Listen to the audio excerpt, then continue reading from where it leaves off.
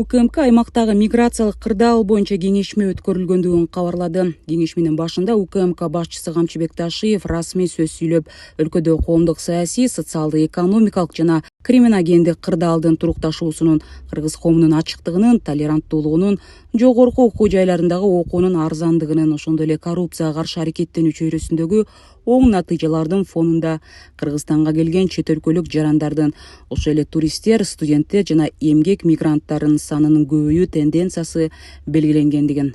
Ошону менен бирге көптөгөн чет өлкөлүктөр жана чакыруучу субъекттер өлкөгө кирүүнүн жагымдуу жана жөнөкөйлөтүлгөн тартибин кыянаттык менен дагы колдонуп жатышат.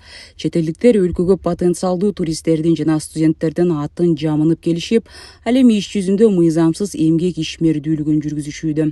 Ошондой эле мыйзамсыз эмгек мигранттарынын отурукташуусуна жол бербей, чет өлкөлүктөр үчүн уруксат берүүчү документтерди тариздөө, берүү маселелеринде мүмкүн болгон коррупциялык көрүнүштөрдү жоюу, миграциялык агымдарды жакшыртуу, тартипке келтирүү максатында ушул жылдын 1-январынан тартып президенттин миграциялык процесстерин оптималдаштыруу боюнча чаралар жөнүндө жарлыгы ишке ашырылып жаткандыгы айтылды.